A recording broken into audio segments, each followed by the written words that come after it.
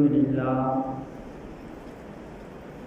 لله نحمده ونستعينه ونستغفره ونؤمن به ونتوكل عليه ونعوذ بالله من شرور أنفسنا ومن سيئات أعمالنا من يهده الله فلا مضل له ومن يضلله فلا هادي له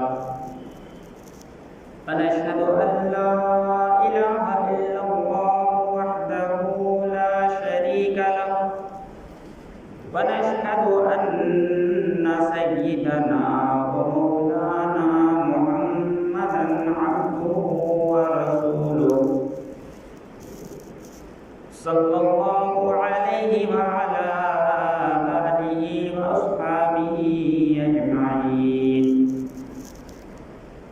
أما بعد فأعوذ بالله من الشيطان الرجيم بسم الله الرحمن الرحيم سبحان الذي أسرى بعبده ليلا من المسجد الحرام إلى المسجد الأقصى باركنا حوله لنريه من آياتنا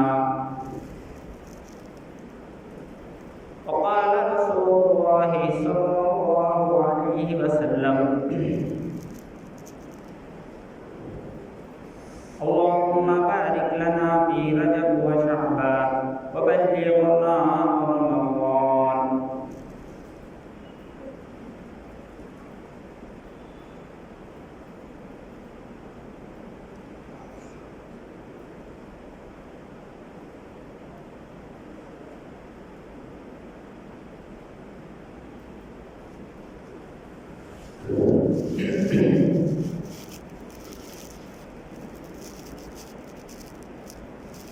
محترم حضرات،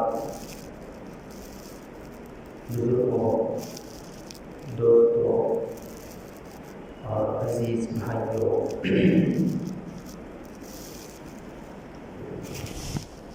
اللہ تبارک و تعالیٰ کا بہت ہی کرم ہے، فضل ہے، اس کا احسان ہے کہ اللہ تبارک و تعالیٰ نے ہم سب کو شعبان میں پہنچایا۔ شعبان کا مہینہ یہ چل رہا ہے۔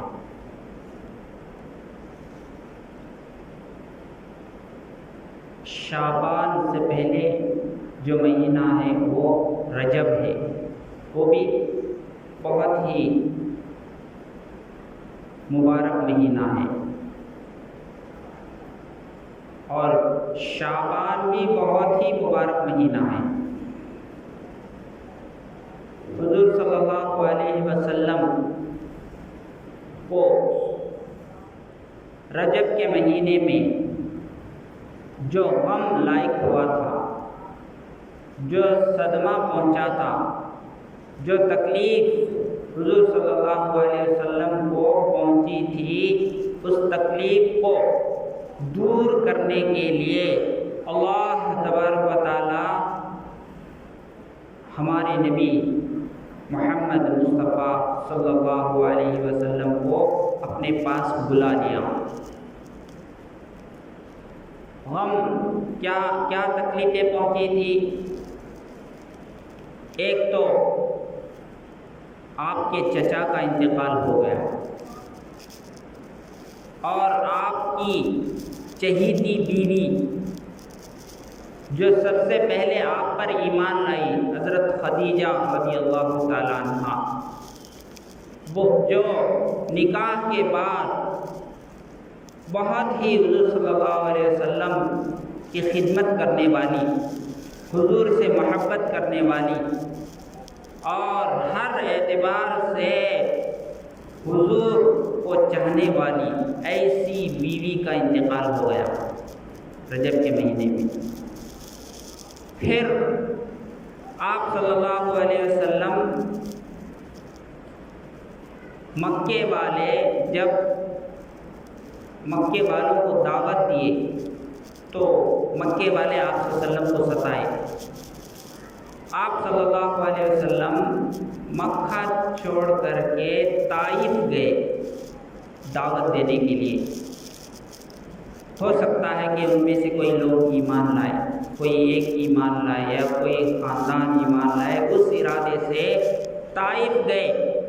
تو وہاں پر بھی لوگ آپ کے کلمے کی دعوت کو قبول کرنے کے بجائے، آپ کی بات کو ماننے کے بجائے، آپ کی عزت کرنے کے بجائے آپ کو ذلیل کیا، آپ کو مارا گیا، آپ کو پیٹا گیا اور آپ کی بات ماننے سے انکار کر دیے، ہم آپ کی بات نہیں مانیں گے۔ اور روایتوں میں آپ نے سنا ہے کہ اتنا آپ کو ان لوگوں نے مارا کہ آپ کے پیر میں خون نکل کر کے جوتوں میں جمع ہو گیا، یعنی آپ کے جوتے مبارک خون سے رنگین ہو گئے، اتنا انہوں نے مارا۔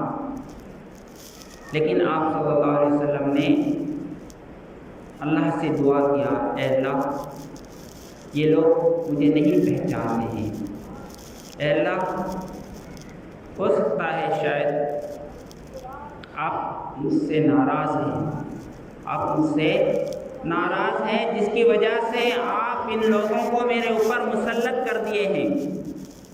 یہ جو مار رہے ہیں یہ اس لیے مار رہے ہیں شاید آپ میری دعوت سے خوش نہیں ہیں، جیسے میں دعوت دینا چاہیے ویسا میں دعوت نہیں دے رہا ہوں، جس کی وجہ سے شاید آپ ناراض ہیں، اور میرا کام ہے جب تک میں آپ کو راضی نہیں کروں گا اس وقت تک میں چین سے نہیں رہوں گا۔ تجھے راضی کرنا میرے لیے بہت ضروری ہے۔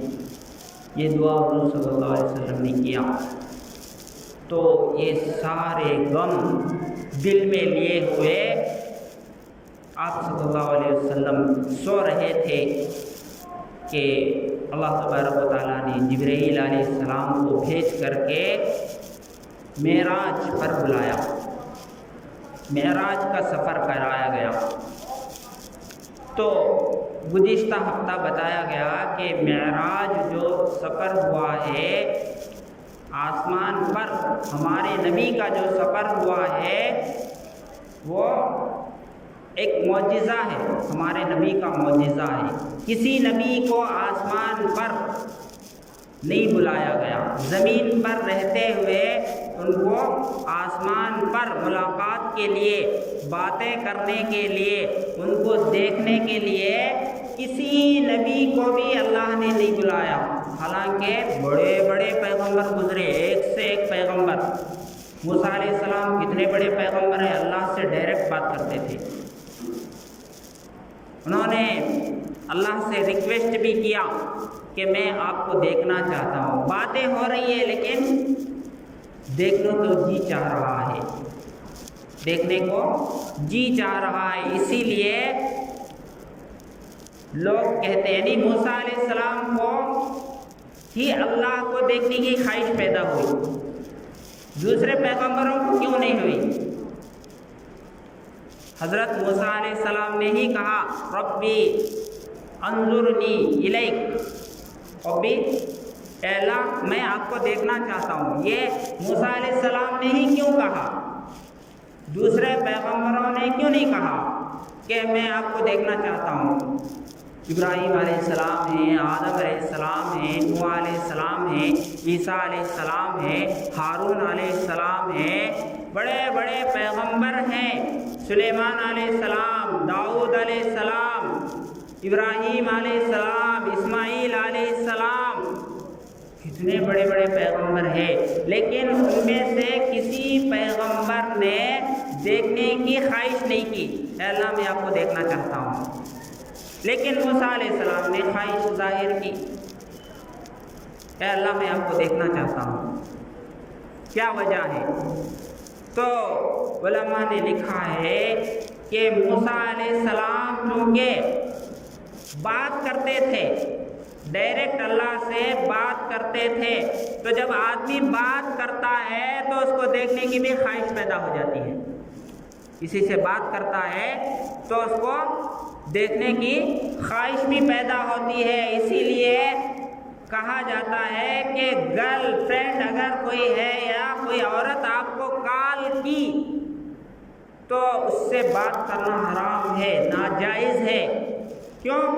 اگر آپ بات کریں گے، بات کرتے کرتے کرتے دیکھنے کو بھی جی چاہے گا۔ جب اس کی آواز ایسی ہے، جب وہ ایسی باتیں کر رہی ہے تو وہ کیسی ہوگی، اس کی صورت کیسی ہوگی، اس کی شکل کیسی ہوگی، کتنی خوبصورت ہوگی، یہ آدمی کے دل میں جذبہ پیدا ہوتا ہے۔ بات کرنے سے اس کو دیکھنے کا جذبہ پیدا ہوتا ہے۔ اسی لیے جو ہے اسلام میں غیر محرم سے بات کرنا حرام ہے۔ جس سے شادی نہیں ہوئی ہے، جس سے شادی کیا جا سکتا ہے، ایسی عورت سے بات کرنا فون پر حرام ہے، یا پردے میں رہ کر بھی بات کرنا حرام ہے۔ اللہ ہے کہ سخت ضرورت ہو تو پھر شریعت اجازت دیتی ہے، بات کر سکتے، لیکن ضرورت کی حد تک، ضرورت میں رہ کر حد سے زیادہ ادھر ادھر کی باتیں کرنے کی اجازت نہیں ہے۔ تو موسیٰ علیہ السلام اللہ سے باتیں کرنے والے ایسے پیغمبر کو بھی اللہ نے بلایا آسمان پر۔ حضرت ابراہیم علیہ السلام خلیل اللہ ان کو کہا جاتا ہے، اللہ کے دوست، اللہ کے سب سے بہترین فرینڈ حضرت ابراہیم علیہ السلام، ان کو بھی نہیں بلایا آسمان پر۔ آدم علیہ السلام سب سے پہلا انسان اور سب سے پہلا پیغمبر ہے، انہی کے ذریعے سے دنیا کو وجود بخشا گیا، انہی کے ذریعے سے دنیا کو آباد کیا گیا، دنیا کو انسانوں سے انہی کے ذریعے سے بھرا گیا۔ ایسے پیغمبر کو بھی اللہ نے بلایا آسمان پر، بلکہ ہمارے نبی کو، ہمارے نبی کے غم کو، تکلیف کو دور کرنے کے لیے اور آپ کی دیدار، یعنی نبی کو ویسے تو اللہ تعالیٰ ہر وقت دیکھتے ہیں، لیکن جب قریب سے باتیں کریں گے تو اس کی تکلیف دور ہو جائے گی۔ اب ظاہر ہے کہ حضور صلی اللہ علیہ وسلم یہ ساری تکلیفیں اپنے دل میں لے کر سو رہے ہیں، بیوی کا انتقال ہو گیا، چچا کا انتقال ہو گیا، اور ادھر طائف والے ستائے، ادھر مکے کے مشرکین ستائے، یہ سارے غم دل میں لے کر سو رہے ہیں اور سوچ رہے ہیں کاش میرا کوئی ساتھی ہوتا، میرا کوئی رشتہ دار ہوتا تو میں اس کو میری تکلیفیں سناتا، میرے تکلیفوں کا بوجھ میں اس کو سنا کر کے، میرے غموں کو اس کو سنا کر کے میں ہلکا کر لیتا۔ یہ سوچ ہی رہے تھے کہ اللہ تبارک و تعالیٰ نے جبرائیل علیہ السلام کو بھیجا اور بھیج کر کے سفر کرایا گیا۔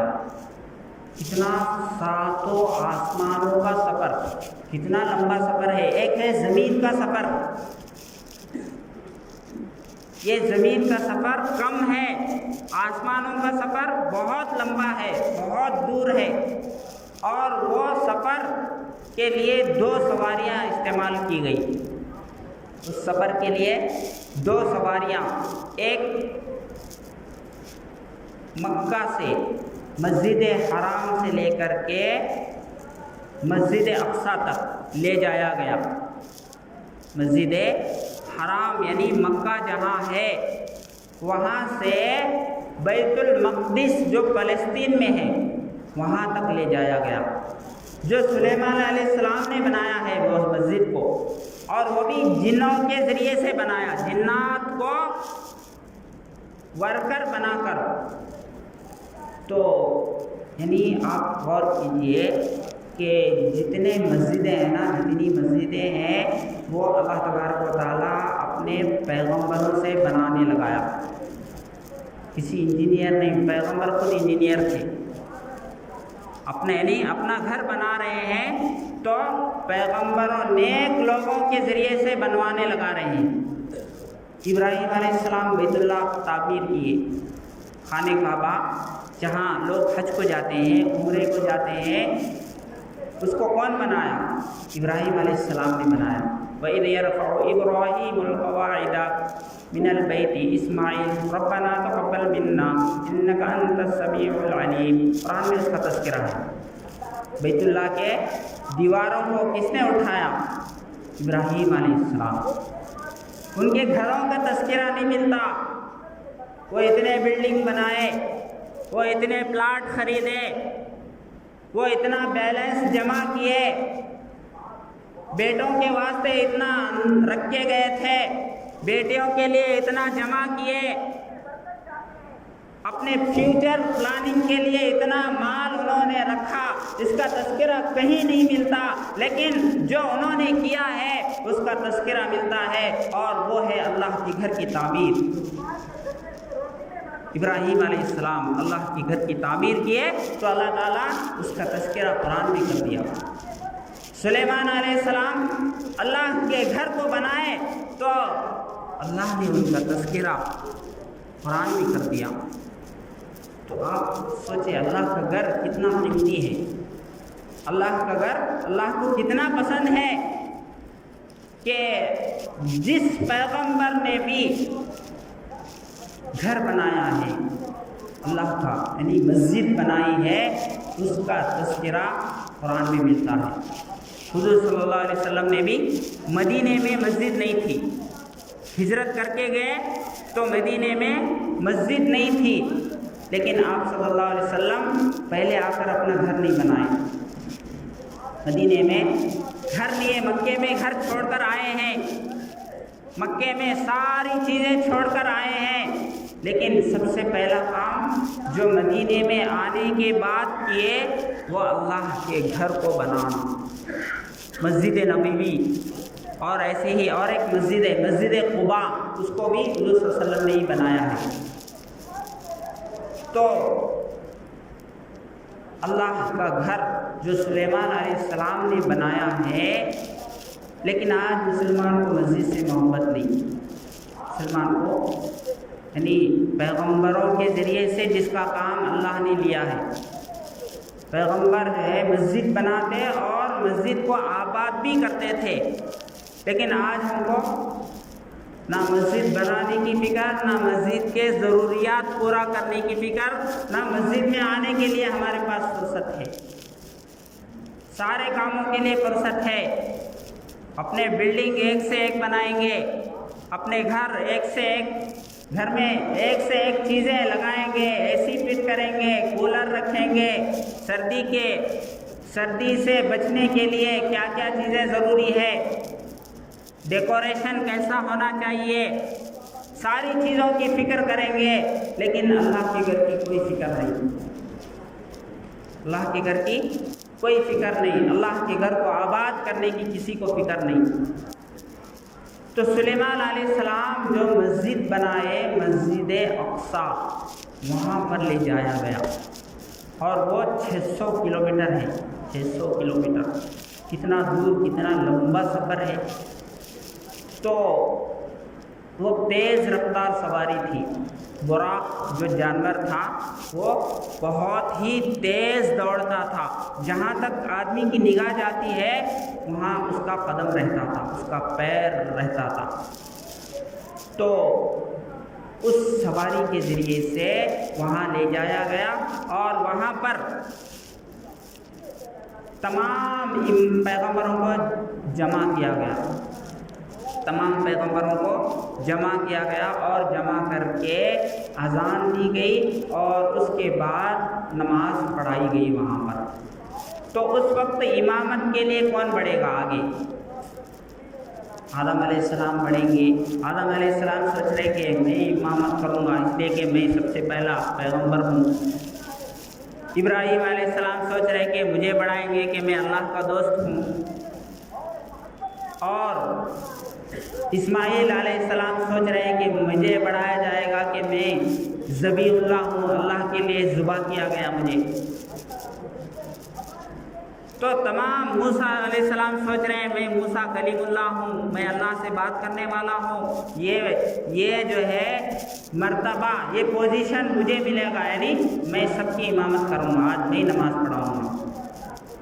دل میں ہر پیغمبر سوچ رہا ہے، لیکن وہاں جس پیغمبر کو آگے بڑھایا گیا وہ ہے محمد صلی اللہ علیہ وسلم، یعنی تمام پیغمبروں کو یہ بتانا مقصود تھا کہ یہ جو امامت کریں گے تو یہ تمہارا بھی نبی ہے اور تمام لوگوں کا نبی ہے، یعنی یہ پیغمبر تمام پیغمبروں کا بھی پیغمبر ہے اور تمام امتیوں کا بھی پیغمبر ہے، آخری پیغمبر، یعنی ہمارے نبی کے مرتبے کو بتانے کے لیے تمام پیغمبروں کو پیچھے کھڑا کر دیا گیا اور ہمارے نبی کے ذریعے سے امامت کرائی گئی اور نماز پڑھایا گیا۔ تو وہاں جاتے ہوئے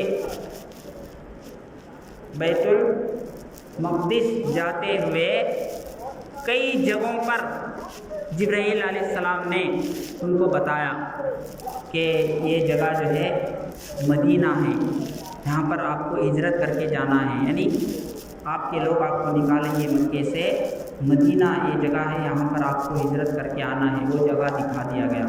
پھر جو ہے بیچ میں عیسیٰ علیہ السلام کی قبر کو دکھایا گیا، موسیٰ علیہ السلام کی قبر کو دکھایا گیا کہ موسیٰ علیہ السلام یہاں مدفون ہیں، اور مصر کے علاقے سے ہوتے ہوئے گئے تو وہاں ایک قبر سے خوشبو آ رہی تھی، تو حضور صلی اللہ علیہ وسلم نے پوچھا یہ کون ہے، یہ خوشبو کیسی آ رہی ہے؟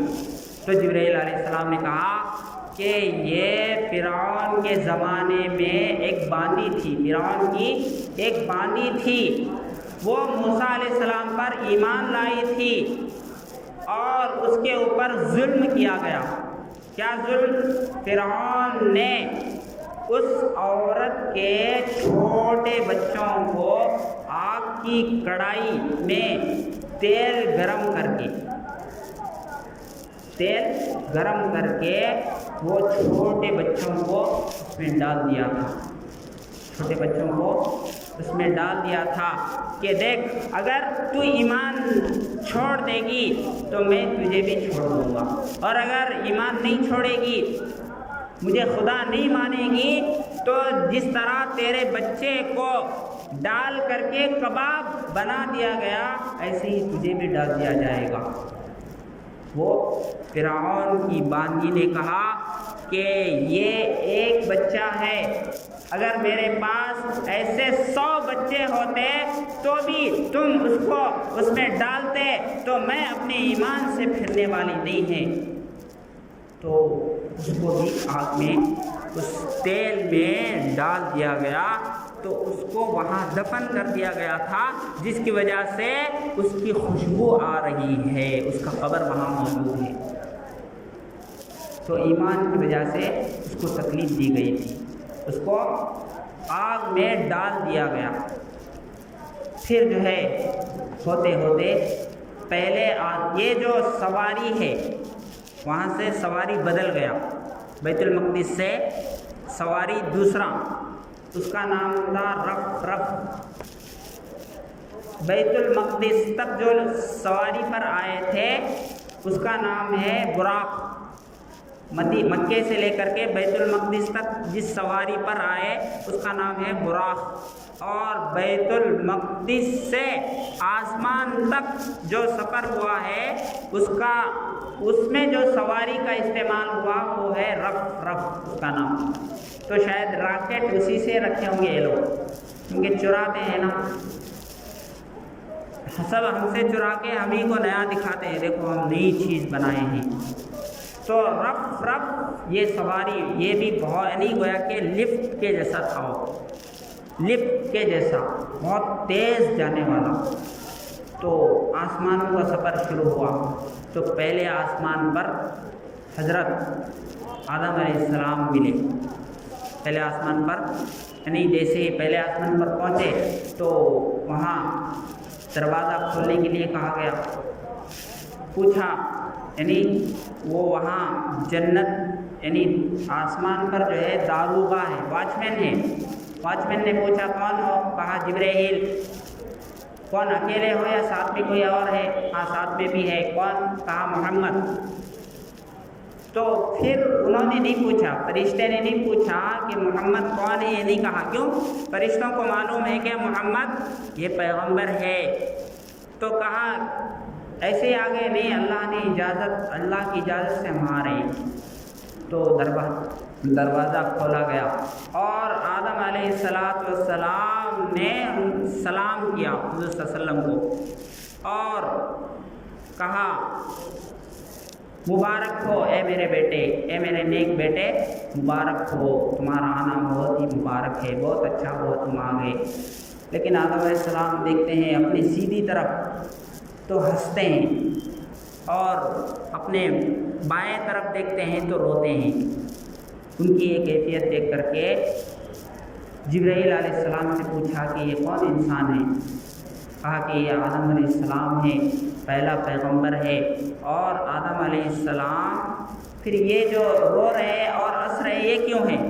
کہا کہ یہ آدم علیہ السلام اپنے ان بیٹوں کو دیکھ کر کے ہنس رہے ہیں جو جنت میں جانے والے ہیں، اور ان بیٹوں کو دیکھ کر کے رو رہے ہیں جو جہنم میں جانے والے ہیں۔ یعنی ان کو تکلیف ہو رہی ہے کہ میرے بیٹے ہو کر کے آگ میں ان کو جلنا پڑے گا، جہنم میں ان کو جانا پڑے گا، یہ ایسے کام خود کر رہے ہیں۔ حالانکہ پیغمبر ان کے پاس آئے، کتابیں اللہ نے بھیج دیا اور صحیح بات بتانے والے، ساری چیزیں کھل کر آنے کے باوجود یہ لوگ پھر بھی جہنم کے راستے پر چلے، پھر بھی برے کام معلوم ہوتے ہوئے بھی برائیوں کے انہوں نے اختیار کیا، جس کی وجہ سے جہنم کے مستحق بن گئے۔ اور آدم علیہ السلام ان کو دیکھ کر کے رو رہے ہیں۔ آج ہم لوگوں کا کیا حال ہے؟ ہم کیا آدم علیہ السلام کو اپنے جو ہم سب کے ابا ہے، کیا ہم ان کو خوش رکھ رہے ہیں یا ہم ان کو ناراض کر رہے ہیں؟ ہم ان کو ہنسا رہے ہیں یا رلا رہے ہیں؟ خود سوچیں۔ ہم جہنم کے کام کر رہے ہیں تو ہمارے ابا رو رہے ہیں، ہم جنت کے کام کریں گے تو ہمارے ابا ہنسیں گے، خوش ہو جائیں گے، دیکھو میرے بیٹے، جیسے اللہ نے کہا ہے، جیسے پیغمبروں نے کہا ہے ویسی زندگی گزارا ہے تو خوش ہوں گے، آدم علیہ السلام خوش ہوں گے۔ لیکن آج مسلمان پارٹیوں کے لیے اپنی جان دینے کے لیے تیار ہیں، پارٹیوں کے واسطے لڑ رہے ہیں مسلمان آپس میں۔ ایک مسلمان دوسرے مسلمان سے ایسا لڑ رہا ہے گویا کہ اس کو سی ایم کی سیٹ ملنے والی ہے، کچھ نہیں ملنے والا اس کو، لیکن ایک پارٹی سے اتنی محبت کہ اس کے لیے جان دے رہا ہے، اس کے لیے لڑائی۔ کوئی غیر دیکھیں آپ کسی پارٹی کے لیے ایسا لڑتے ہوئے، کسی پارٹی کے لیے غیر کبھی لڑتے ہیں؟ پارٹی کو پارٹی کے حد تک رکھنا چاہیے، یہ نہیں کہ جو ہے پارٹی کی محبت میں آ کر کے ایک مسلمان دوسرے مسلمان کا احترام نہ کرے، اس کی بے عزتی کرے، اس سے لڑے اور اس کو مارے اور پیٹے، کتنی بڑی غلطی ہے۔ حالانکہ حضور صلی اللہ علیہ وسلم نے کیا فرمایا؟